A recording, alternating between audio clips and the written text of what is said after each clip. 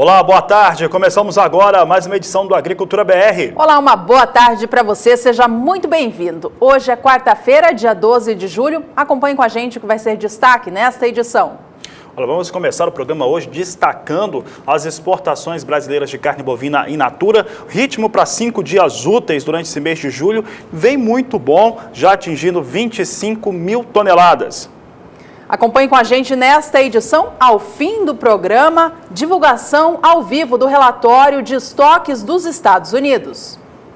Olha, aqui nessa edição você vai ter as expectativas. Logo no começo nós vamos trazer também as expectativas, porque na teoria, pelo menos no que está sendo conversado com operadores de mercado nos Estados Unidos, deve haver ligeiras reduções para os estoques de soja, tanto da temporada 16-17 quanto da 17-18. E veja ainda hoje com a gente como está o andamento da colheita do milho safrinha, do café e também da cana-de-açúcar. Mercado físico, mercado futuro, previsão do tempo e muito mais. Começamos agora o Agricultura BR.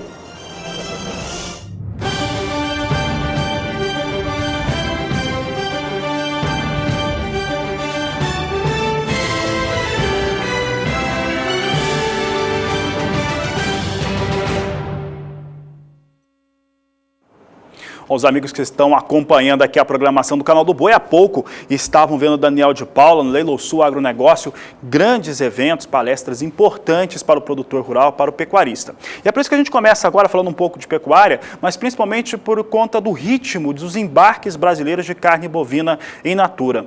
Eu lembro que no último mês, o acumulado do mês de junho, totalizou 100.200 toneladas, um número expressivo, exatamente quando tivemos alguns impactos, algumas pancadas que a pecuária nacional tomou, principalmente por conta da situação criada pelos Estados Unidos. Aliás, Estados Unidos que recebe, foi confirmado já, recebe a comitiva brasileira que vai exatamente discutir o assunto nesta semana. A comitiva deve chegar nesta próxima quinta-feira.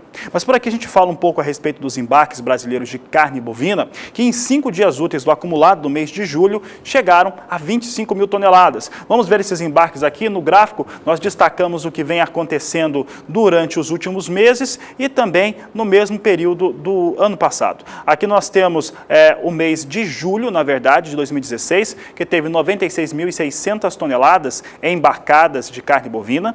Em maio de 2017, teve 90.400 toneladas. Junho deste ano, chegou a esse número que eu estava destacando, 100.200 toneladas. E julho de 2017 já chega a um quarto do mês passado com 5 dias úteis. Chega a 25 mil toneladas, de acordo com os dados da Secretaria de Comércio Exterior. Está em cor amarela, porque esses dados são parciais, correspondem a apenas 5 dias úteis no mês de julho, mas já mostra uma tendência que o mês de julho começou como o mês de junho passado, agora encerrou, com ritmo mais intenso nos embarques de carne bovina.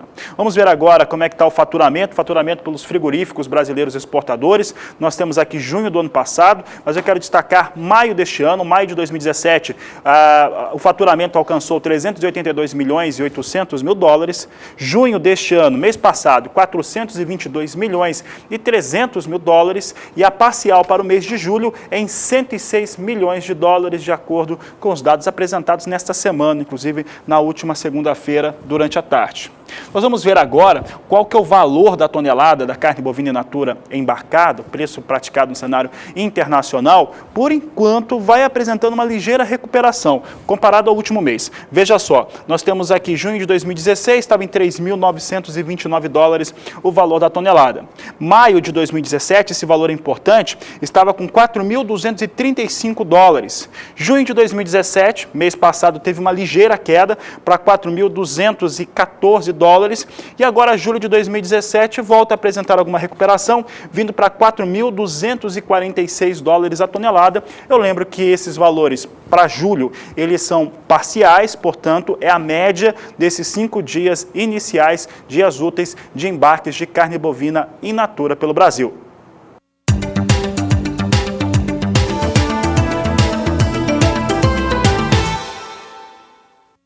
Logo mais às 13 horas, pelo horário de Brasília, o Departamento de Agricultura dos Estados Unidos divulga o seu novo relatório de oferta e demanda mundial de grãos. A todo mês, esse órgão divulga os números que são balizador do que acontece com o cenário global dos grãos pelo mundo.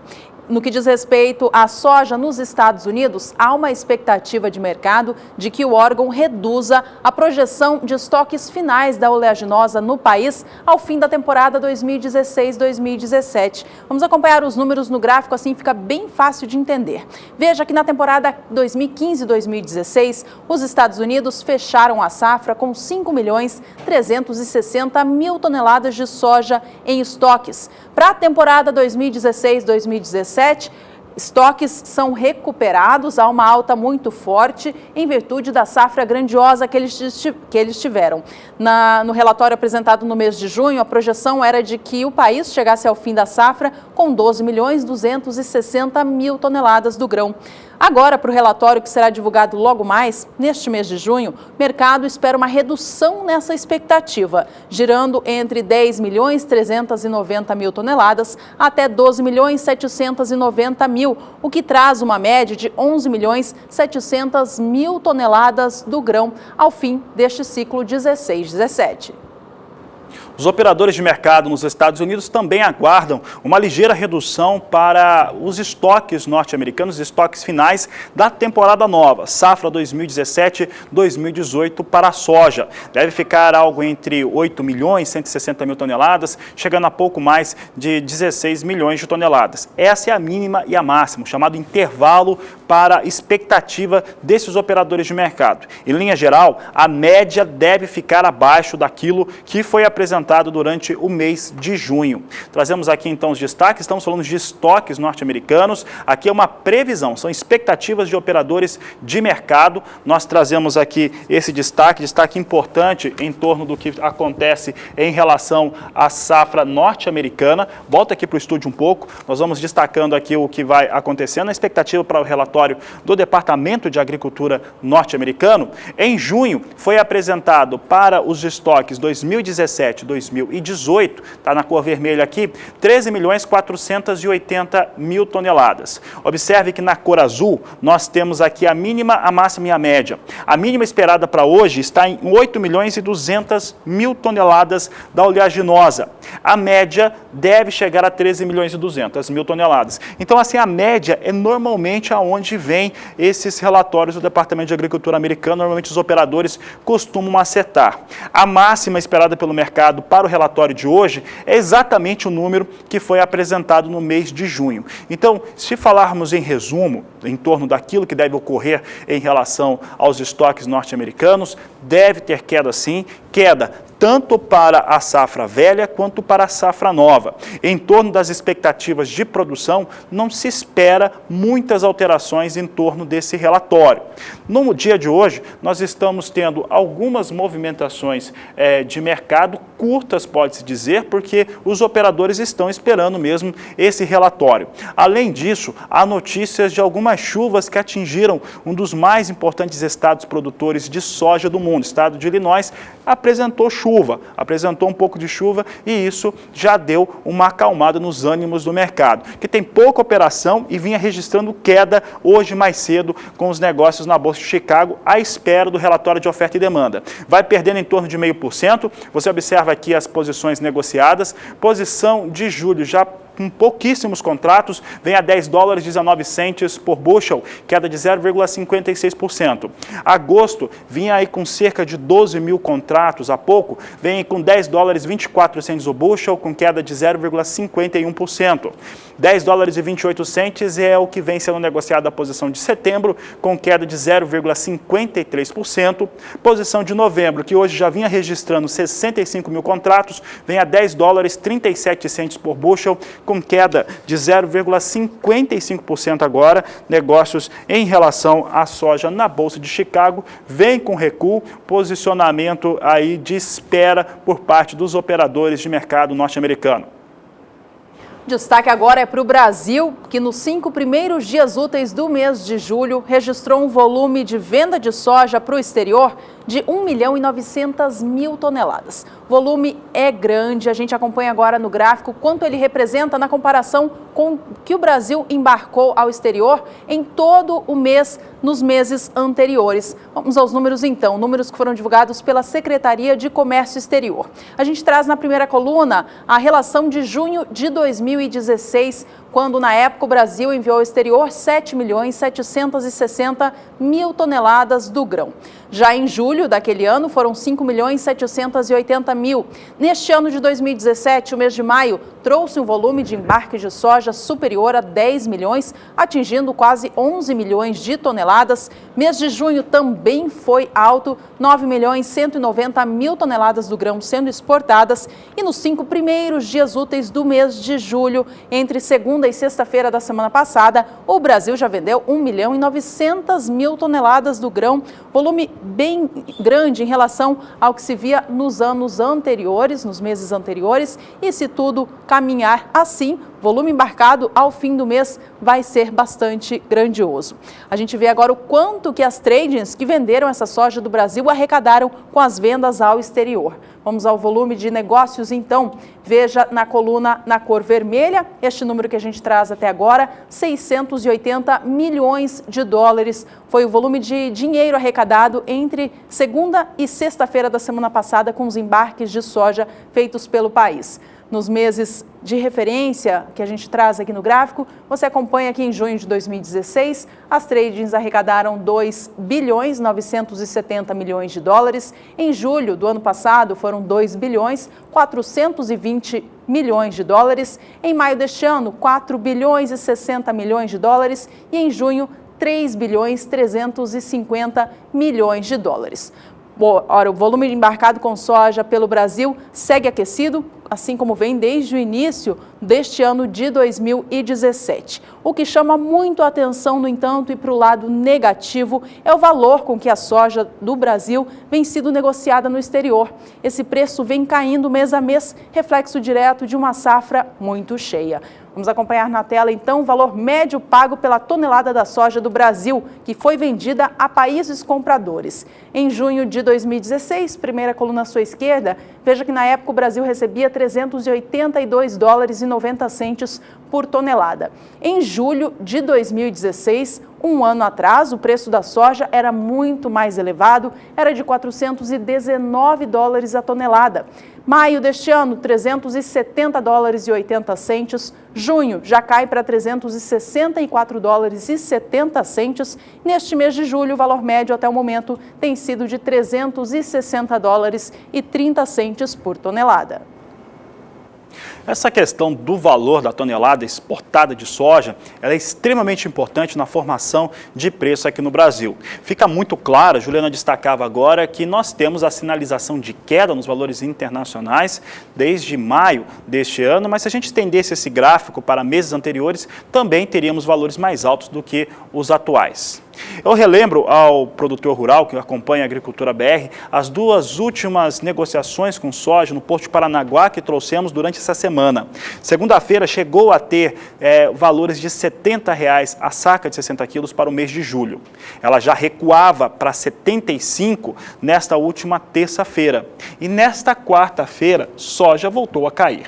O que acontece? Tivemos, até essa última terça-feira, 11 pregões, 11 sessões, melhor dizer, 11 sessões consecutivas de soja na Bolsa de Chicago em alta. É isso que aconteceu no cenário internacional. Esse é um parâmetro importante para os negócios. O outro parâmetro importante é o dólar no Brasil. E o dólar no Brasil tem um referencial ou tem uma influenciado de uma maneira muito forte pela política nacional. E a política nacional ontem mostrou força do governo ao aprovar a reforma trabalhista no Senado. Com isso, tivemos dólar recuando. O dólar recuou bastante. Daqui a pouco eu falo do dólar, mas antes eu vou mostrar o resultado desses valores, porque no valor da saca, valor pago da soja no Porto de Paranaguá, teve queda expressiva. Olha só, eu estava falando em R$ 76, valor que chegou a ser atingido na segunda-feira, R$ 75 nesta terça, e agora falo de R$ 73,70 a saca, de acordo com os nossos parceiros das corretoras que atuam em Paranaguá, posição para julho de 2017. Para agosto deste ano, valores em R$ 74 por saca de 60 quilos da soja no Porto de Paranaguá. Esses valores foram checados há cerca de 17 minutos com as corretoras que atuam na região do Porto. Nós vamos agora mostrar o que vem acontecendo com o milho também para exportação. Temos aqui valor para julho, Porto de Paranaguá também, R$ 29,00 a saca de 60 quilos. Agora, o que tem pego bastante essa questão do dólar. Tivemos essa movimentação no cenário político, da política interna brasileira nesta última terça-feira e o dólar hoje chegou a operar a R$ 3,20. E aí traz todo o impacto sobre os valores de produto de exportação. Como a gente dizia, né, já no final da semana passada, tem essas questões do dólar, da moeda norte-americana, que influenciam o preço final dos produtos de exportação e o dólar fica muito sujeito a isso. Hoje vemos o dólar derreter. Observe que agora o dólar até recupera um pouco, vindo para R$ 3,23, R$ 3,23 mais uma referência para o dólar, mas com queda importante agora de 0,67% para a moeda norte-americana.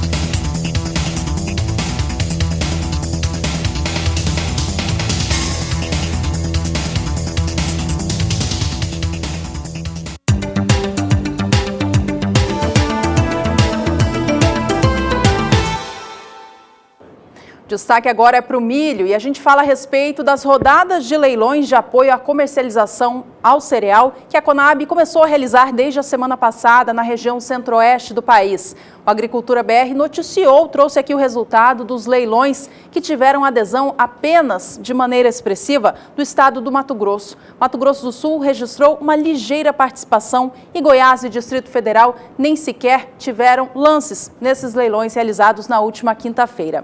A Conab realiza na quinta-feira desta semana, amanhã dia 13 de julho, uma nova rodada para os estados e o Distrito Federal.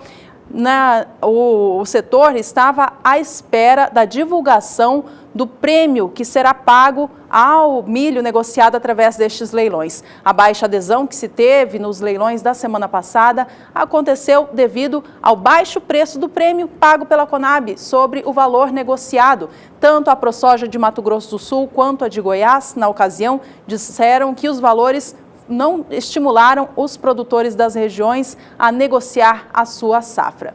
A mesma situação acontece para o leilão desta quinta-feira. Foi divulgado pela Conab o prêmio a ser pago pelo milho negociado em Mato Grosso do Sul. E para a ProSoja do estado, esse valor é ineficiente. Veja só o que a Conab vai ofertar em relação ao prêmio, ou seja, a subvenção sobre o milho negociado. R$ 1,47 por cada saca de 60 quilos. Considerando que o valor médio da saca do milho em Mato Grosso do Sul está por volta dos R$ 17,00, isso geraria um valor de remuneração ao produtor rural de cerca de R$ 18,47, R$ 18,50.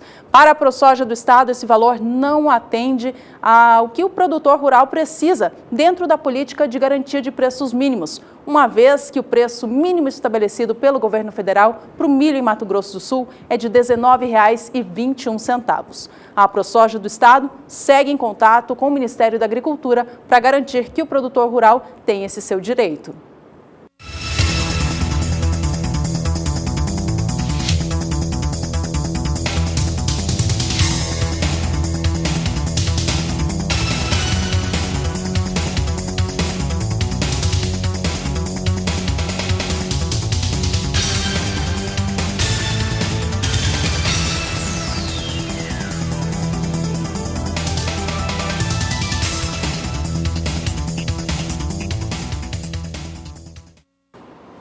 Os preços para o milho seguem em declínio no país e ficam cada vez mais evidentes esses valores mais baixos na medida em que a colheita avança.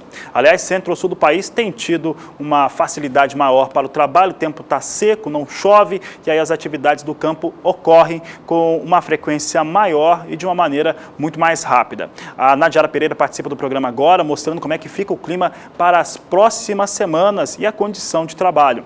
Boa tarde, Nadiara. Olá, boa tarde a todos que nos assistem. O tempo seco tem beneficiado a colheita do milho segunda safra sobre o centro-sul do Brasil. Durante esta última semana não houve registro de chuva forte em áreas produtoras e isso inclusive também tem provocado o declínio da umidade no solo. Boa parte aqui do centro-oeste e do sudeste já apresentam déficit hídrico. Na região sul, apesar da chuva forte no início de junho, a umidade no solo também está em declínio. O tempo seco dos últimos dias já tem provocado índices em torno de 60% ou até abaixo deste valor, principalmente no oeste dos 3 estados da região. Agora, para os próximos dias, há expectativa de retorno da chuva para a fronteira do Rio Grande do Sul com o Uruguai. Nas demais áreas do centro-sul do Brasil, teremos predomínio do tempo seco e isso continua beneficiando a colheita do milho segunda safra. Ao longo do segundo período, do dia 17 ao dia 21, agora do mês de julho, a chuva se espalha um pouco mais pela região sul e também sobre a faixa leste do sudeste. A chuva pode até atingir áreas produtoras do Paraná, mas não vem com forte intensidade. Nas demais regiões produtoras, previsão de continuidade do tempo firme. E no terceiro período, a situação não muda muito. Até o dia 26 do mês de julho, a chuva continua mais concentrada sobre o sul do Brasil, mais uma vez com baixo acumulado, então não tem potencial para transtornos e nem deve impactar muito nas atividades no campo. E chove também no extremo sul de Mato Grosso do Sul e extremo sul de São Paulo. Nas demais áreas produtoras do centro-sul do Brasil, o tempo seco continua beneficiando as atividades de colheita. Daqui a pouco eu volto com mais informações do tempo. Até já! Até já, Nadiara. E o Agricultura BR vai para um rápido intervalo, mas antes deixa uma pergunta para você responder. A enquete do programa desta semana quer saber a respeito do que você acha, produtor, a respeito do futuro da pecuária do Brasil. Exatamente, principalmente na questão de abates. É importante lembrar que todas as situações criadas pelo JBS, na qual ela está envolvida, tem impactado diretamente na vida do pecuarista brasileiro. E é por isso que a gente está fazendo essa pergunta, porque alguns analistas de mercado acreditam já numa redução mais intensa das atividades da JBS e alguns até na saída. Veja só a pergunta: você acredita na recuperação das atividades da JBS ou em redução e mesmo saída do mercado da empresa? Você pode responder no nosso WhatsApp, o número é 67996562266, 996562266, é o número do WhatsApp. Responda, dê a sua opinião a respeito do tema, é um assunto que envolve todo o agronegócio nacional. E no próximo bloco você vai ver que um estudo revela que quase 20% da área agrícola da China está contaminada. A gente recebe no estúdio a analista de agronegócio João Pedro Cuti Dias para falar sobre este assunto. Bom, e tem muito mais informação nessa edição, lembrando que a partir das 13 horas você tem o relatório de oferta e demanda com todos os dados que são importantes para o seu negócio aqui no programa. Nós vamos para o intervalo e voltamos já.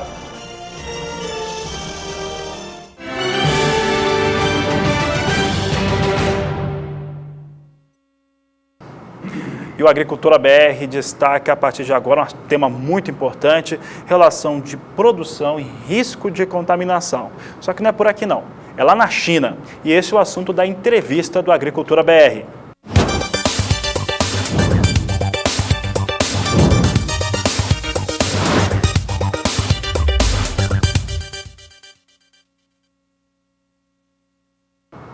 E a gente fala a respeito de um estudo que foi divulgado pelo governo chinês que mostra que quase 20% da área agrícola do país está contaminado. Para falar sobre esse assunto, a gente recebe João Pedro Cuti Dias, consultor de agronegócios do SBA. Seu João Pedro, o que isso significa? A China, junto com os Estados Unidos, Juliana, ela é o segundo, ela disputa a Série A do Campeonato Mundial de Produção de Alimentos, mais de 500 milhões de toneladas. E ela tem 20% da população mundial são chineses, 1 bilhão e 400. E tem 10% da terra agricultável do mundo. Ou seja, é um desafio muito grande administrar esse problema. Por quê? Porque isso ocorreu, essa poluição, esse acúmulo de metais pesados e outros produtos químicos no solo, ao longo, especialmente nos últimos 30, 40 anos, que houve um boom na China de crescimento econômico. Muitas vezes as indústrias não tiveram cuidado com os efluentes, com os resíduos e acabaram chegando no curso d'água e, por sua vez, acabou contaminando o solo. Outro fator que também levou muito a esse problema, na China há uma carência muito grande de água e eles usam muita água para irrigação. O que eles estavam usando? Esgoto. Água de esgoto sem tratamento. Alguma coisa de 70 bilhões de metros cúbicos por ano, é muita coisa. Quando você pega o lodo de esgoto... Isso sem tratamento, João? 10% tinha tratamento, 90% sem tratamento. Mas mesmo que você trate, você tem muitos metais pesados, especialmente na parte sólida do esgoto. Você, quando pegar o lodo do esgoto e fizer uma análise, você vai encontrar chumbo, vai encontrar arsênio, vai encontrar cádmio, vai encontrar uma série de metais pesados. Esses metais pesados, eles quando entram, ficam no solo, é muito caro e muito difícil você tirá-los do solo. Você tem que desenvolver plantas que sejam capazes de absorvê-los, extraí-los do solo, e aí tem que colher essa planta, colocar num outro local que não haja novamente contaminação. É muito difícil. A contaminação do ar é razoavelmente controlável. Uma que você colocou no ar, depois esparrama para o resto do planeta. E controlando a fonte emissora, você resolve o problema. Mas só que na China, a grande fonte de energia deles é queima de carvão. A queima de carvão, você joga, para cada megawatt-hora que você produz energia, joga 1 tonelada de carbono na atmosfera. É um absurdo. A China é campeã mundial em poluição. Às vezes dispersa isso com os ventos e tal, e às vezes quando a chuva também, a hora que chove nessas áreas extremamente poluídas, você tem a chamada chuva ácida, que são compostos de enxofre, uma série de outros problemas que acabam também indo para o solo. Então, o solo chinês ele sofreu um processo de acúmulo de poluentes muito grande e as consequências são dramáticas. A gente tem uma imagem para mostrar para o pessoal de casa que mostra o mapa da China e as áreas contaminadas. Pode colocar na tela para a gente ver. Seu João, explica para a gente, por favor. A concentração, se pegar os principais polos da China, seja Xangai, Hong Kong, Guangzhou e Beijing, eles ficam na parte leste da China, onde que são os solos agricultáveis da China. A parte oeste, essa parte que está em branco, uma parte são desertos. Então, essa parte onde que você vê aí, o amarelo mais claro é um pouquinho menos contaminado. Quando fica mais próximo do vermelho, aí sim, extremamente contaminado. Você pega a região do delta do rio Pérola, lá em Hong Kong, é extremamente poluído. O que acontece? Nessas áreas, nas partes de várzea, planta-se muito arroz. E você tem análise dessa matéria mostrando o seguinte, que tem locais que o arroz tem 70% a mais do que o limite máximo que poderia ter de cádmio. Esse cádmio, a hora que a pessoa comer esse arroz, ele vai acumular no organismo dela.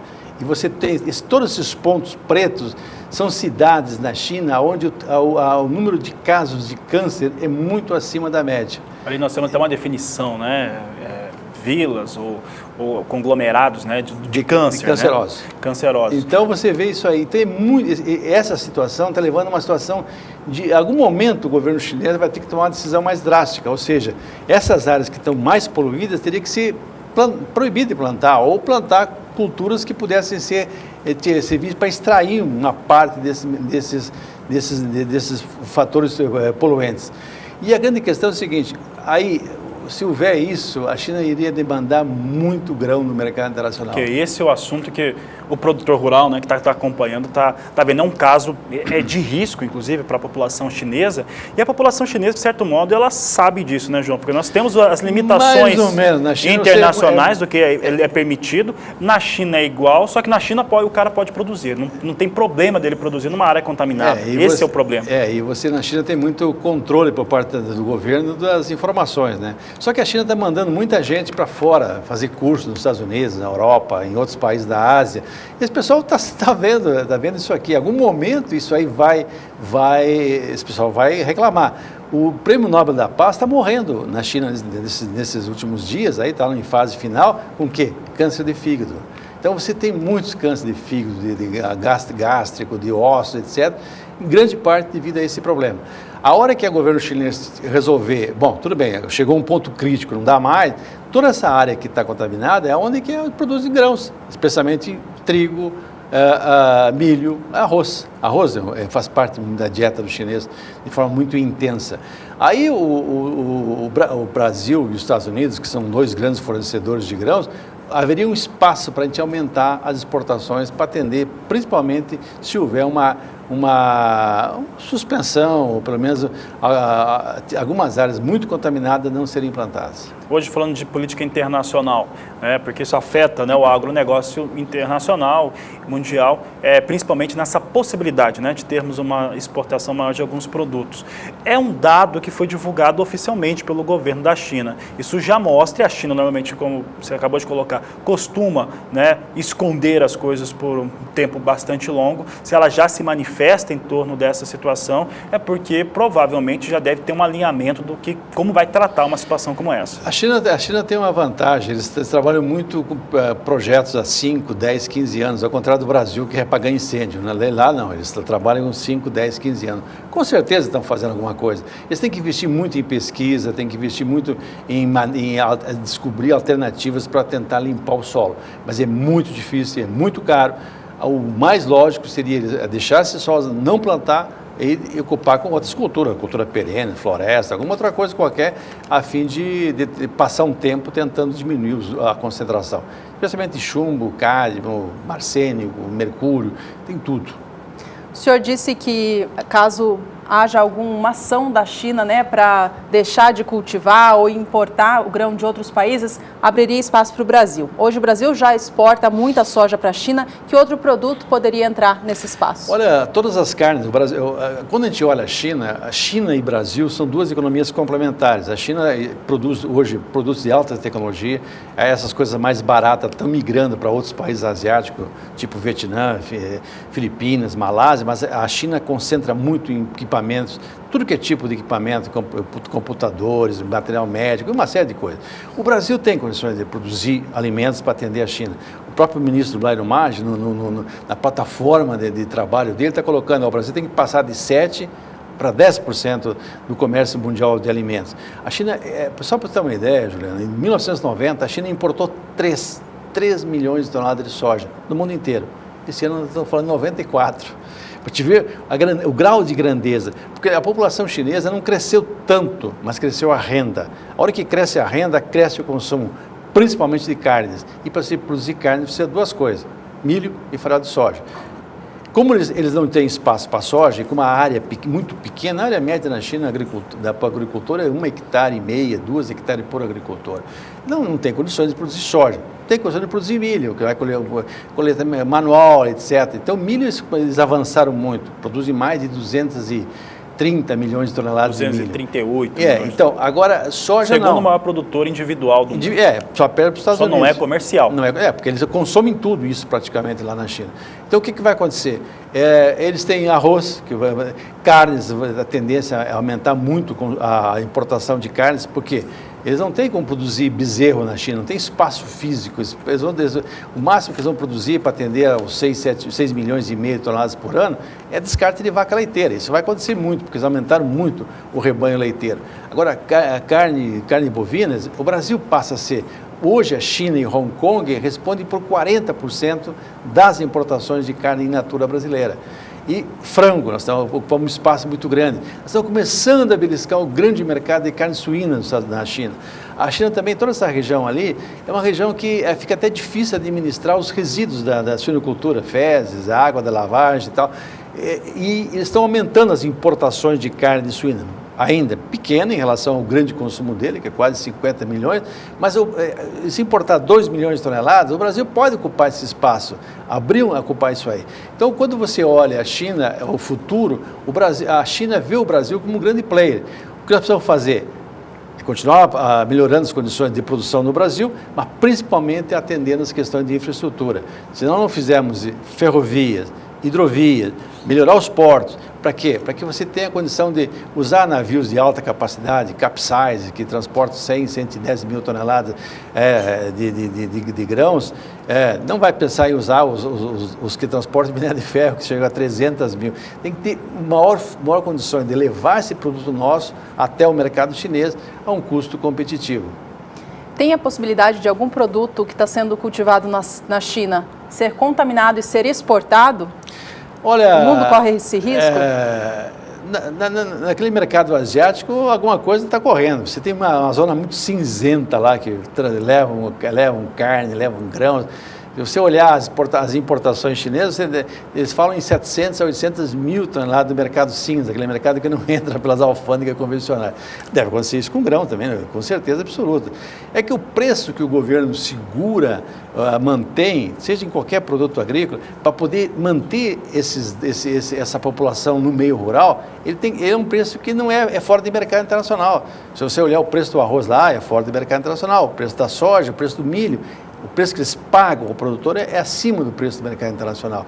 Então eu acho que esse é um fator que freia um pouquinho as exportações. Uma garantia mínima ter uma produção minimamente dentro do país, né? No caso da China.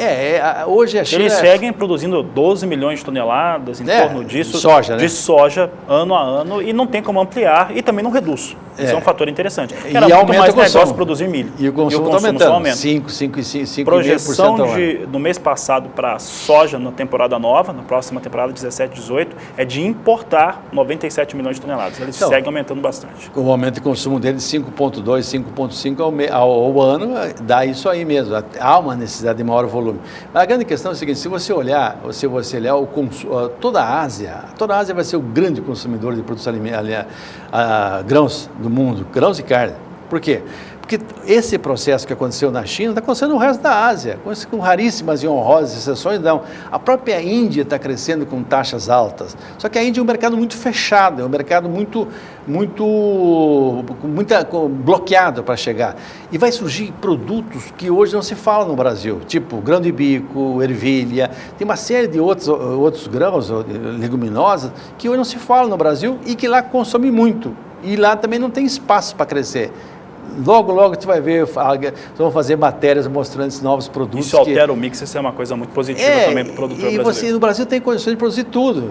Nós temos condições, nós temos pesquisa, nós temos que adaptar materiais deles lá às condições nossas aqui, usar irrigação, usar uma série de alternativas que você consegue produzir. Isso vai ser importante no processo de diversificação da agropecuária brasileira. Tá certo, João Pedro. Agradeço mais uma participação sua aqui no Agricultura BR. Obrigado pela participação. Sou companheiro na briga aí, né?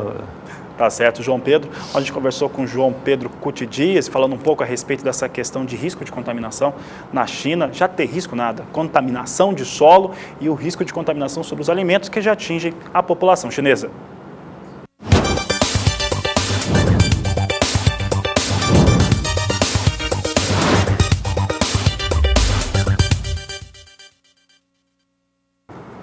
Nós vamos para mais um rápido intervalo. No próximo bloco, o assunto é café. Você vai ver como está o andamento da colheita do arábica nas regiões produtoras. Daqui a pouco nós vamos ter a divulgação do relatório de oferta e demanda do mês de julho do Departamento de Agricultura norte-americano. Você vai ver daqui a pouco as expectativas para o que pode trazer esse relatório em relação ao milho no cenário mundial, norte-americano e brasileiro. Nós vamos para o intervalo e voltamos já.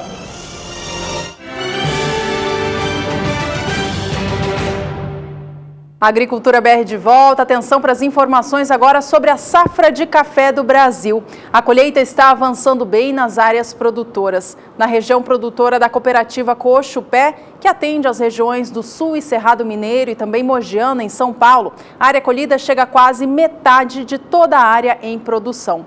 Veja como vem o ritmo de colheita e a comparação com a média dos anos anteriores. Até a data 8 de julho, de acordo com a cooperativa, 45,5% da safra de arábica de 2017 já estava fora dos campos. Na média das safras anteriores, esse percentual está em 37,8%.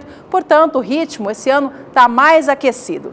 Entre as regiões operadas pela cooperativa Coxupé, o sul de Minas Gerais é a mais adiantada. Veja só que ele teve até o dia 8 de julho 48,1% da safra colhida. O Cerrado Mineiro fica atrás com 41,7% e a região da Mogiana, em São Paulo, tem até o momento 37,8% do café já retirado dos campos. A expectativa da cooperativa Coxupé é a de que seus cooperados colham cerca de 4.280.000 sacas de 60 quilos do grão, um volume que representa quase 10% de toda a safra de café do Brasil deste ano. Outra região importante produtora de café arábica também é o Paraná. Por lá, as atividades de colheita ganharam ritmo nessa última semana. Veja como elas vêm, de acordo com a Secretaria de Agricultura do Estado. Até o dia 26 de junho, 32% da área em produção já havia sido colhida. Até o dia 3 de julho, esse percentual saltou para 38% e até esta última segunda-feira, dia 10 do mês, 45% de área colhida. Ritmo segue estável e as atividades seguem avançando por conta de um clima favorável que tem feito. Em relação à condição das lavouras, ela segue a mesma em relação à semana anterior. Veja que até o momento, cerca de 89% das lavouras de arábica do Paraná se encontram em boas condições. 10% tem condições médias e apenas 1% condição classificada ruim. A Agricultura BR destaca agora o mercado futuro internacional do café arábica. Ele é fundamental em relação à formação de preços no Brasil. Nesse momento vem pressionando negativamente muito os valores do café, a saca do café arábica no país. Vamos saber como é que vem os negócios em Nova York. Nova York tem apresentado quedas constantes, hoje tem alguma recuperação. Posição de julho vem com alta de 0,64%, $1,25 a libra peso. Setembro, $1,28 a libra peso, com alta de 0,94%. Dezembro, alta de 0,91% a $1,31 mais 65 por libra peso. Os negócios com café arábica hoje em recuperação em Nova York.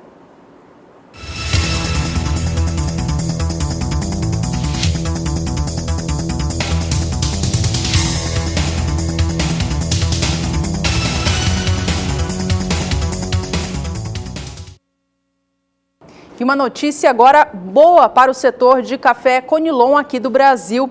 A Secretaria de Agricultura do Espírito Santo está em contato com a Bolsa de Valores de São Paulo para verificar a possibilidade de reabertura da negociação do café Conilon no mercado futuro, assim como acontece aqui no Brasil para a soja, para o milho, para o café arábica e também para o boi gordo. Para o mercado, essa situação pode fazer com que o produtor rural ele tenha mais estratégias para negociar o seu produto lá na frente. O mercado futuro tem justamente este objetivo, fazer com que o produtor consiga trazer uma melhor negociação ao enxergar o mercado e os seus negócios como estarão lá na frente. Para Otaciano Neto, que é o secretário de Agricultura do Estado do Espírito Santo, a solicitação está baseada na convicção de que o Estado possui expertise nas áreas produtivas e de qualidade na produção de café Conilon, mas ainda falta expertise de mercado. Está aí uma novidade, então, para o setor de Conilon aqui do Brasil, assim que novos passos foram dados a respeito desta negociação, você acompanha aqui no Agricultura BR. Vamos saber agora como é que vão os negócios na Bolsa de Londres para o café robusta, referência importante para os valores de negociação do café Conilon. Você acompanha comigo aqui o Agricultura BR, apresentando hoje recuperação para os negócios com robusta, que também vinha em queda nos últimos pregões. Posição de julho com alta de 0,42%. Nesse momento o pessoal está me informando que já não tem mais negócio. Posição de julho já vai alternando as suas posições de contrato para a posição de setembro. Então setembro já é a posição de mais curto prazo em Londres. Posição que é negociada então em setembro com $2.093 a tonelada, com alta de 1,01%. Novembro, elevação de 0,97%, quase 1% também, $2.077 a tonelada. Janeiro de 2018, $2.055, alta de 0,78%. Assim veio os negócios com café robusta na Bolsa de Londres.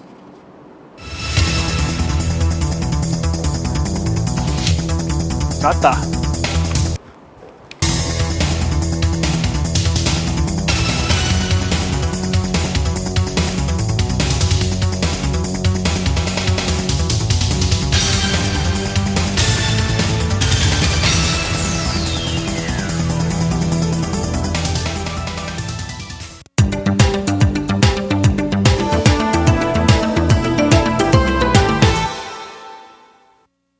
Mesmo com o clima seco que predominou durante a segunda metade do mês de junho na região centro-sul do país, a moagem e a colheita da cana-de-açúcar ficou fraca nesse período do mês.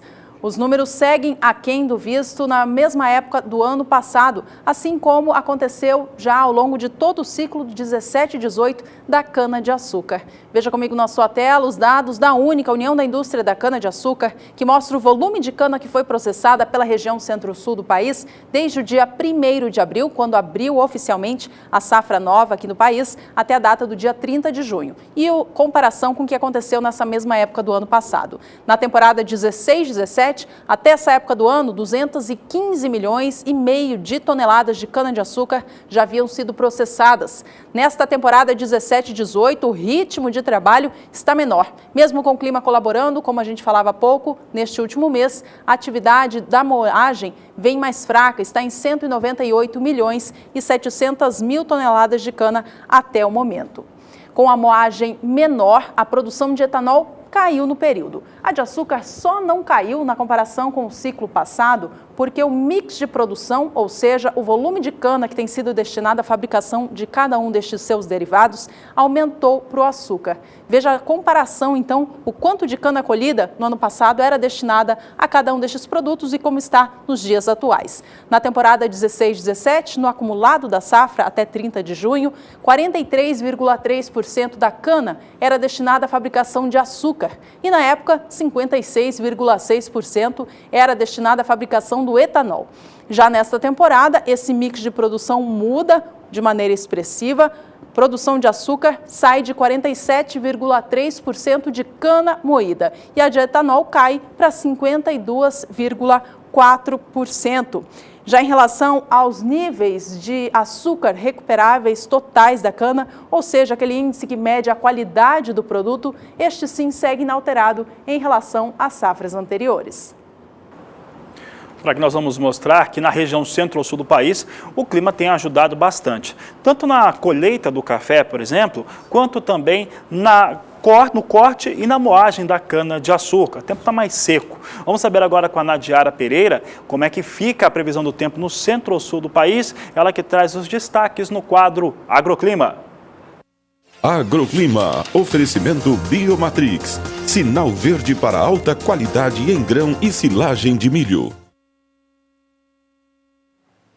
As atividades de colheita, tanto da cana-de-açúcar como do café, têm sido beneficiadas pelo predomínio do tempo seco nesses últimos períodos.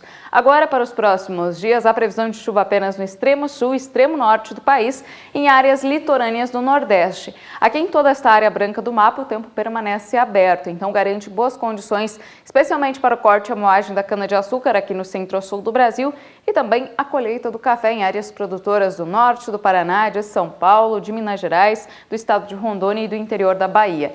Tem previsão para algumas pancadas de chuva em áreas produtoras de café do Espírito Santo, mas essa chuva não vem com forte intensidade. Os maiores volumes de água devem ocorrer aqui sobre a faixa leste do Nordeste, principalmente em áreas produtoras de cana-de-açúcar, desde o leste da Bahia até o Rio Grande do Norte.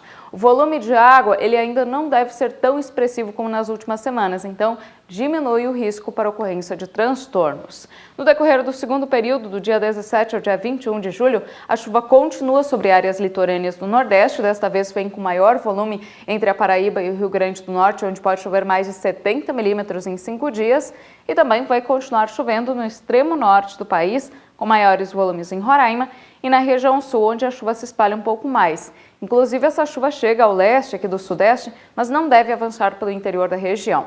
Na maior parte das áreas produtoras de café, desde o norte paranaense, passando aqui pelo interior de São Paulo, de Minas Gerais e também no estado de Rondônia, previsão de tempo firme que favorece tanto a colheita como a secagem dos grãos. O corte e a moagem da cana-de-açúcar aqui sobre o centro-sul do país também deve avançar bem neste período.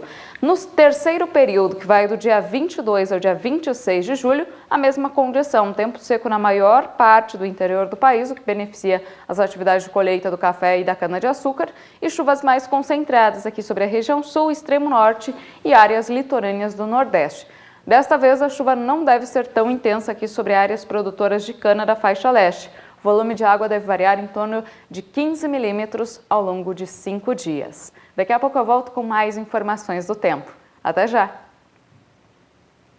Até já, Nadiara, e a gente vai para mais um rápido intervalo, deixando a perguntinha para você responder a enquete da semana, que quer saber sobre o futuro da pecuária do Brasil. Veja conosco na sua tela qual é a pergunta desta semana. Você acredita na recuperação das atividades da JBS ou em redução ou saída da empresa do mercado? Responda para a gente pelas mídias sociais ou pelo WhatsApp 67996562266. Nós vamos para o intervalo, daqui a pouco nós já vamos voltar trazendo os novos dados, o levantamento do Departamento de Agricultura norte-americano em relação ao relatório de oferta e demanda que será apresentado em poucos minutos. Nós vamos para o intervalo e voltamos em instantes.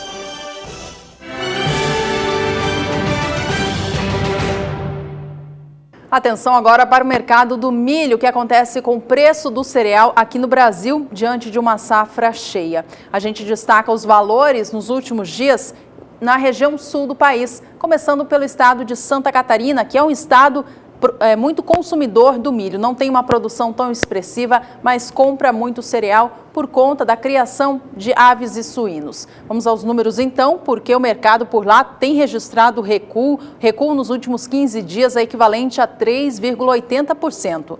No dia 27 de junho, cotação do milho em Santa Catarina estava em R$ 26,25 a saca. No dia 30 do mês já caía para R$ 25,75 e começava julho a um novo patamar de preços. No dia 5 vinha R$ 25,25. A cotação se mantém assim até esta quarta-feira, dia 12 de julho, registrando, portanto, esse recuo de quase 4% no acumulado de 2 semanas.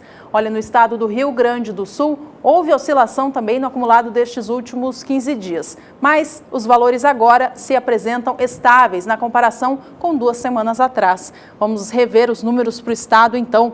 Veja que no dia 27 de junho, cotação do milho no estado gaúcho era de R$ 25,50 a saca. Veja que o gráfico não mostra oscilação, pequenas oscilações de acordo com a localidade do estado aconteceram neste período, mas, em geral, o valor médio da saca estadual permanece assim em R$ 25,50 a saca. No estado do Paraná, a queda é expressiva no acumulado desse período. Isso porque a colheita por lá avança muito bem, já já a gente mostra esses números, e o Paraná é o segundo maior produtor de milho do Brasil. Quanto mais milho é colhido, mais cai o preço do cereal. Vamos aos números então? Veja que no Paraná, o acumulado de 15 dias registra queda de 8,24%. No dia 27 de junho, cotação estadual era de R$ 24,25 na média. No dia 30 do mês, média vinha para R$ 22,75 e início do mês de julho para R$ 22,25 a saca. A cotação por lá permanece neste valor, mas já caiu bastante, né? Caiu mais de 8% no acumulado destes últimos 15 dias. Olha, a colheita do milho, então, ela avança no estado do Paraná, como eu dizia, segundo o maior estado produtor do cereal no Brasil. Nesta última semana, no entanto, ela avançou ainda mais, trazendo ainda mais produto para ser negociado no mercado. Vamos aos números, então, do DERAL, Departamento de Agricultura do estado do Paraná, para mostrar como que o ritmo agora ganhou força. Veja que até a data 26 de junho, apenas 4% da área plantada com milho no estado havia sido colhida. Uma semana depois, no dia 3 de julho, essa área colhida passava para 8% e agora, em uma semana, ampliou para 20%.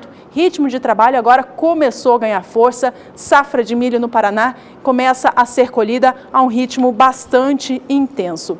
Olha, o estado do Paraná tem a previsão de colher também uma safra recorde do cereal. O clima colaborou bem para a safra deste ano e a expectativa dos produtores quanto à produtividade das suas lavouras é muito positiva. A gente acompanha agora mais uma expectativa para o estado do Paraná. E agora em relação aos preços.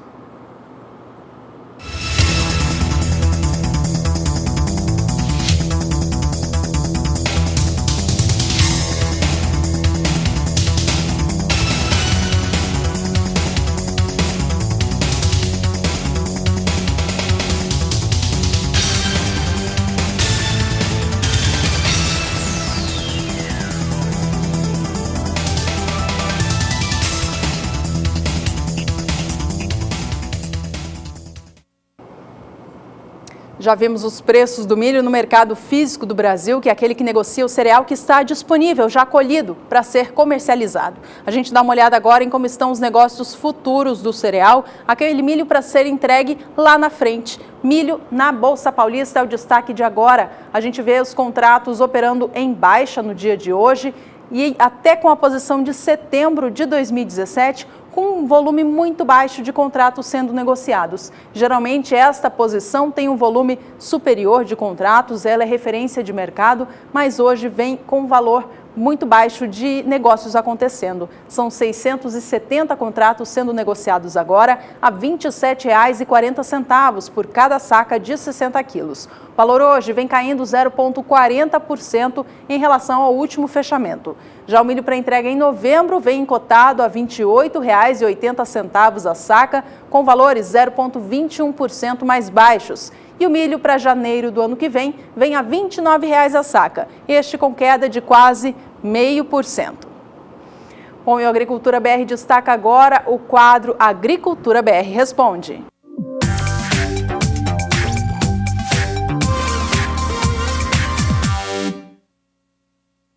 E a pergunta de hoje vem lá do estado do Piauí, é sobre clima. Vamos ler na tela. Acompanhe comigo na sua casa. Gostaria de saber a previsão do tempo para Coronel José Dias, no Piauí, para os próximos 6 meses. E também saber quando vai ocorrer o Laninha, o fenômeno que causa resfriamento das águas do Pacífico.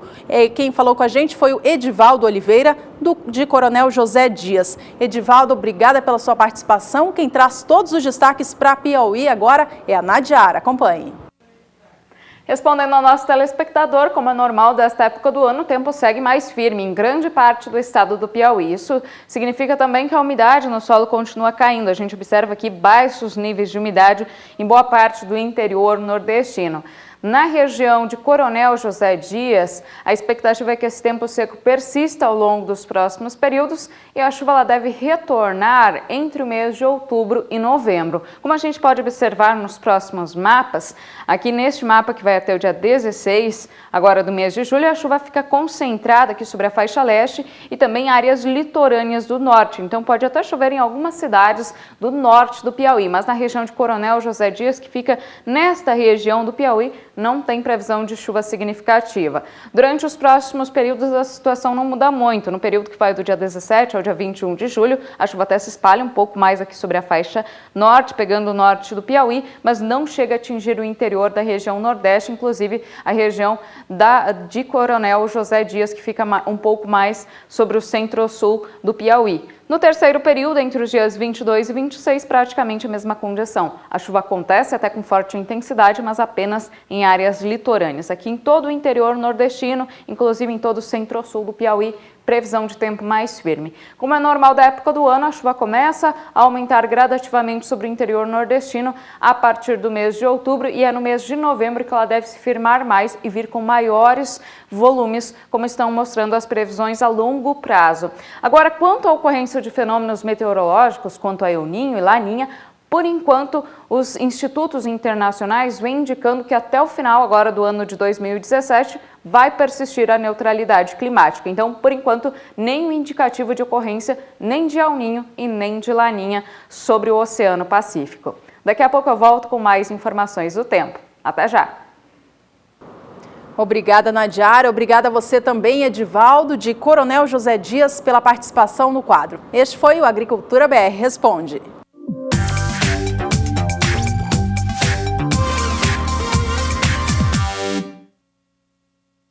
E nesta semana, a Agricultura BR quer saber a sua opinião, telespectador, a respeito do futuro da indústria frigorífica do Brasil, diante de tantos escândalos envolvendo a JBS, principal empresa frigorífica do país e do mundo. Há muito o que está sendo comentado no setor. A gente quer saber, responda para a gente o seguinte: você acredita na recuperação das atividades da JBS ou em redução ou saída da empresa do mercado? Responde para a gente pelo WhatsApp, tem muita gente participando, já já a gente mostra as opiniões. O número é 67996562266.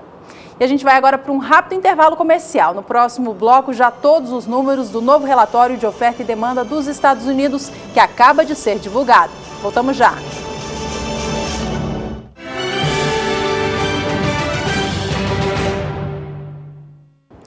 Esta é uma semana decisiva para o Fundo Rural. A Frente Parlamentar da Agropecuária e a Receita Federal devem dar fim às negociações. Quem tem mais detalhes sobre este assunto é a repórter Camila Xavier. Depois de participar de mais de 40 reuniões nos últimos 90 dias com a Receita Federal, Ministério da Fazenda e Palácio, a Frente Parlamentar da Agricultura acerta agora os últimos detalhes para o texto final da medida provisória do novo Fundo Rural. A proposta da Frente Parlamentar da Agropecuária é de que o pagamento da dívida seja feito em 240 meses e não em 180, como propõe a Receita Federal.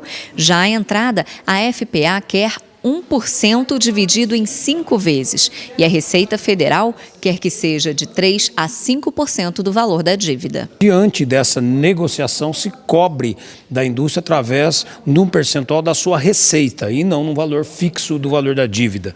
Então é o que a indústria faturar naquele mês, a média aí de 0,3% pode ser pago. Essa é a ideia. Para o produtor rural, também uma facilitação maior, sendo 1,5% do valor Fundo Rural quem já pagou o Fundo Rural, quem não deve Fundo Rural, e 2,3% para quem der a dívida. Esse 0,8% de diferença seria para a quitação da dívida em 180 meses. Está previsto para esta semana uma última reunião de negociação entre a FPA e a Receita Federal. Camila Xavier para o SBA.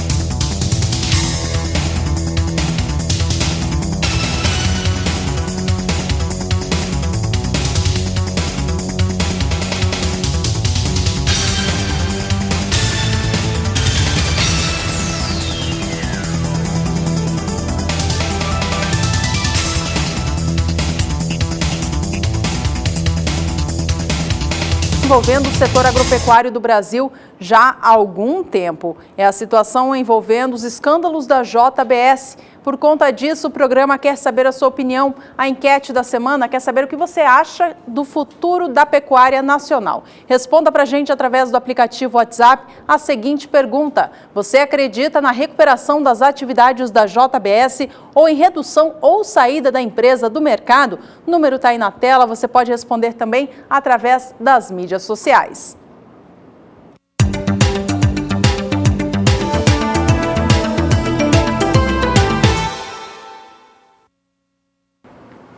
E há pouco foi divulgado os números do Departamento de Agricultura norte-americano para a safra internacional. O relatório de oferta e demanda. Esse relatório de oferta e demanda trouxe algumas mudanças em relação àquilo, principalmente em relação ao milho norte-americano, com uma produção maior, estoques maiores, produção internacional também igualmente maior. Vamos a alguns desses números aqui nessa edição do Agricultura BR. Nas próximas, você terá todos os detalhes a respeito desse importante documento da agricultura internacional. Vamos começar então vendo o que vai acontecendo com o mercado do milho. Cenário na Argentina, nós temos aqui a temporada 15-16, na qual eles produziram 29 milhões de toneladas. E observe, os argentinos sobem a sua produção de 40 milhões para 41 milhões de toneladas. O Departamento de Agricultura aumentou então a expectativa para a safra atual, a 16-17 na Argentina, mantendo a 17-18 em 40 milhões de toneladas, de acordo com o relatório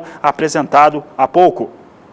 Em relação às exportações argentinas de milho, tudo confirmado. O país norte-americano acredita que as exportações da Argentina na próxima temporada, 17-18, fiquem em 28 milhões e meio de toneladas. Na safra 16-17, esse número segue em 27 milhões e meio, um volume bem superior ao que os argentinos exportaram na safra 15-16, que foi de 21 milhões 640 mil toneladas. Estoques argentinos maiores, e tanto na temporada 16-17 quanto na 17-18 e comparado com os números de junho. Observe aqui os dados que foram apresentados. Temporada 15-16, os argentinos tinham 1 milhão e 60 mil toneladas estocadas. Na 16-17 teve uma alteração para os números. Pode voltar aqui para a tela. Aqui nós tivemos uma alteração. Os números subiram para a temporada 16-17 de 2 milhões 870 mil para 3 milhões 570 mil mil toneladas e na 17/18 os números subiram de 3 milhões e 70 mil toneladas para 3 milhões 270 mil toneladas, portanto, nas duas safras, tanto a 16/17 quanto a 17/18, alterações para cima nos estoques de milho da Argentina, do país vizinho.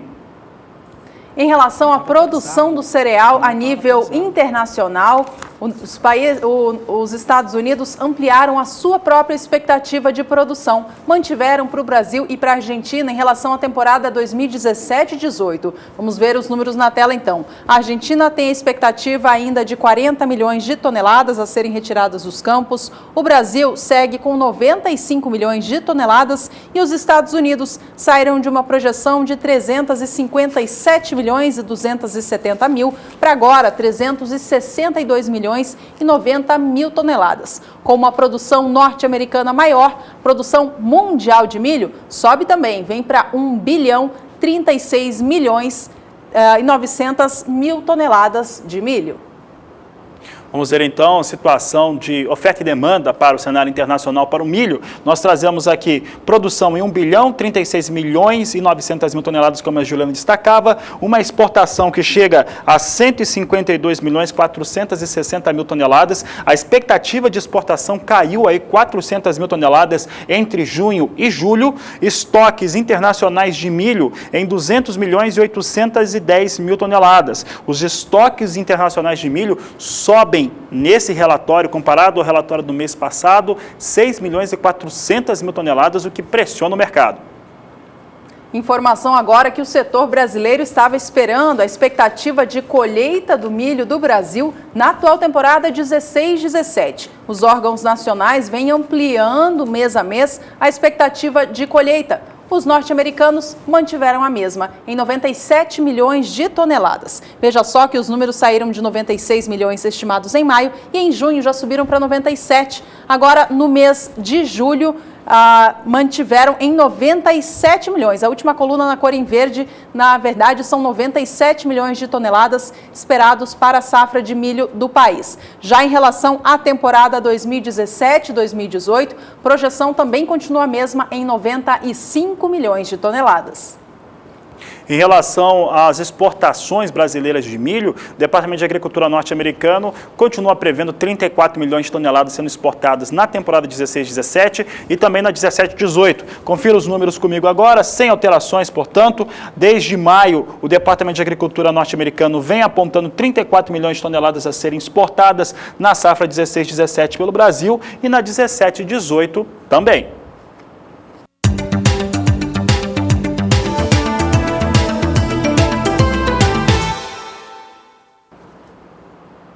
A gente segue falando sobre o relatório de oferta e demanda do Departamento de Agricultura norte-americano e agora falando sobre soja, como você viu aqui no Agricultura BR, abrindo agora as informações sobre soja. Chama muito atenção China, isso porque a China é o maior importador, é o termômetro do mundo e aí tem a expectativa pelo Departamento de Agricultura norte-americano, a gente até abre um sorriso, porque a 16/17 sobe a expectativa de exportação de 89 milhões de toneladas para 91 milhões de toneladas. Esses são os números para a China agora. China é muito importante em relação àquilo que nós temos de produção internacional, sobre a demanda internacional. Sobe 2 milhões de toneladas a previsão de importação na temporada 16/17 e sobe 1 milhão de toneladas na 17/18. Então preste atenção aí, na cor verde você observa julho chegando a 91 milhões de toneladas de expectativa de importação pelos chineses na temporada 16/17. Na cor amarela, temporada 17/18, na qual o Departamento de Agricultura norte-americano incrementa 1 milhão de toneladas na expectativa, subindo de 93 milhões de toneladas, que é o que vinha sendo dito até o mês passado, para 94 milhões de toneladas, de acordo com as expectativas que foram divulgadas há pouco pelo Departamento de Agricultura norte-americano. Também há uma elevação em relação aos estoques de soja da China. Vamos aos números então. Veja conosco que no mês de maio, os Estados Unidos projetavam que a China tivesse em estoques 17 milhões 560 mil toneladas de soja em estoques no fim da temporada 16-17. O número se manteve o mesmo em junho e julho. Agora os números sobem para 19.160.000 toneladas. Já em relação à temporada 17-18, houve um recuo de maio para junho e uma nova alteração agora neste mês de julho. Julho chegando aí a pouco mais de 18 milhões de toneladas em relação aos estoques chineses, de acordo com os dados apresentados pelo Departamento de Agricultura norte-americano. Destaque agora do Departamento de Agricultura norte-americano no Agricultura BR é a expectativa de produção no Brasil. A expectativa de produção no Brasil segue inalterada, tanto para a temporada 16-17 quanto na 17-18. Temporada que já é resolvida a temporada 16-17 e que a 17-18 não começou ainda, então não tem alterações nos números. Observe que julho para a temporada 16-17 é previsto 114 milhões de toneladas, é o mesmo que vinha sendo previsto no mês passado. Agora o relatório de julho mostra que a temporada 17-18 deve ser de 107 milhões de toneladas, portanto, sem alterações no aspecto de produção no Brasil, tanto na temporada 16-17 quanto na próxima. Em relação às exportações de soja feitas pelo Brasil, o Departamento de Agricultura dos Estados Unidos trouxe mudanças em relação aos números da safra 16-17 e 17-18. No que diz respeito à safra 16-17, houve um recuo na projeção de embarques feitos pelo Brasil. Já em relação a 17-18, tem aumento. Vamos aos números então. Veja conosco que na coluna em verde, os Estados Unidos projetavam em maio que o Brasil enviaria ao exterior 61.900.000 toneladas do grão. No mês passado, mês de junho, eles aumentaram bastante essa expectativa, elevando para 62.400.000 toneladas a previsão. Agora, para julho, recuam novamente, voltam para 61,5 milhões de toneladas. Já no que diz respeito à temporada 17-18, houve elevação. Maio e junho trouxeram a expectativa de 63,5 milhões de toneladas e o mês de julho trouxe projeções para 64 milhões de toneladas de soja, um volume que fica muito positivo para o setor aqui do Brasil, uma vez que a produção na próxima temporada será bem menor.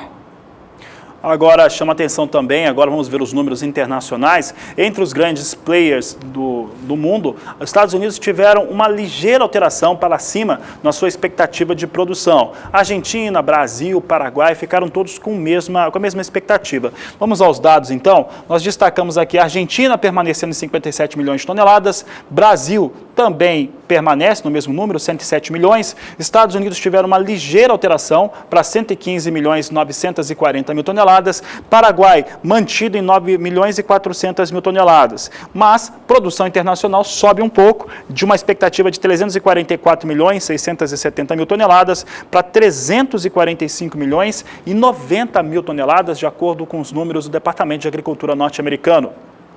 Com uma mudança na expectativa de produção da soja no mundo e uma mudança muito leve em relação às exportações, o nível de estoque de soja no mundo ao fim da temporada 17-18 agora ficou maior. Vamos rever estes números, então, é o quadro de oferta e demanda para a soja mundial na safra que segue, 17-18. A produção, como você já viu, foi ampliada para 345.090.000 toneladas. A expectativa de soja sendo comercializada no mundo também cresceu, mas cresceu muito pouco, apenas 600.000 toneladas, um volume bem diferente em relação ao que cresceu a produção. Exportações agora estão estimadas em 149.660.000 toneladas. Com isso, o mundo vai ter de estoque de soja 93.530.000 toneladas, um volume que fica cerca de 1 milhão de toneladas acima do que o projetado no mês de junho. Os números do Departamento de Agricultura norte-americano, especialmente para a soja, eles trouxeram algumas situações, inclusive de melhoria na produção, principalmente nos Estados Unidos. Essa não era bem a expectativa que se tinha em relação aos norte-americanos. Muita gente até acreditava que pudesse vir com números inferiores ao mês de junho. Antes de mostrar como é que Chicago reage aos dados, vamos mostrar agora o outro tema que influencia muito o mercado norte-americano, a Bolsa de Chicago, que é o clima nos Estados Unidos nesse desenvolvimento da temporada 17-18. A Nadiara Pereira nos mostra agora como é que deve ficar os próximos períodos. Para esta semana ainda são esperadas chuvas sobre boa parte das áreas produtoras do meio oeste americano. A chuva ela continua mais abrangente aqui sobre o cinturão produtor de grãos, mas principalmente sobre as áreas do centro e sul. O volume de água ele não deve ser muito expressivo, deve variar de 15 a 30 milímetros nas áreas mais atingidas. Isso ao longo de 5 dias. Mas é uma chuva que ajuda a manter a umidade no solo e beneficia principalmente as principais áreas produtoras, que é o caso de Illinois e também Iowa. Agora, mais ao norte, na região da Dakota do Sul e Dakota do Norte, a chuva já tem sido mais escassa, o plantio de grãos foi atrasado por causa de frio e também por causa da falta de umidade, e nestas áreas é que a chuva deve reduzir mais nos próximos períodos. Isso preocupa os produtores, porque além da diminuição das chuvas, também tem previsão para altas temperaturas. Durante as madrugadas, as temperaturas seguem mais amenas, variando de 16 a 17 graus na maior parte das regiões produtoras. Agora, durante as tardes, as temperaturas começam a ultrapassar os 35 graus. Então, esse calor intenso pode trazer estresse térmico para algumas plantações. No decorrer do segundo período, do dia 17 até o dia 21 de julho, a chuva ela começa a se concentrar mais sobre o extremo sul e também a costa leste dos Estados Unidos. Nestas áreas vai chover mais. Agora, no cinturão produtor de grãos, a chuva começa a se tornar cada vez mais escassa. Então, principalmente aquelas áreas mais ao norte do cinturão, que já foram afetadas por causa do frio e também por causa da falta de umidade, podem ter maiores problemas com essa diminuição das chuvas. E também das altas temperaturas. Nesse período também vai fazer bastante calor. As mínimas vão variar de 15 a em torno de 19 graus pela manhã e durante as tardes a temperatura continua subindo e pode atingir valores de até 36 graus, até pelo menos o dia 21 então de julho. Hoje eu encerro por aqui minha participação e eu volto amanhã com mais informações do tempo aqui no Agricultura BR. Até lá! Até lá, Nadiara. Bom, por aqui nós vamos trazer agora o que vem acontecendo com soja em Chicago. Lembrando que o Departamento de Agricultura norte-americano apresentou há pouco, você conferiu na Agricultura BR, os dados do relatório de oferta e demanda para soja e milho. E tem essa questão climática que influencia muito nas posições. Soja vinha com queda hoje mais cedo, mas era uma queda muito mais expressiva do que essa que você está vendo agora. Agora nós temos quase meia hora após a apresentação dos dados, o mercado já absorveu esses números e vai apresentando a seguinte situação. Posição de julho já quase sem contratos, a 10 dólares 24 centes mais 25 bushel, queda de 0,09%.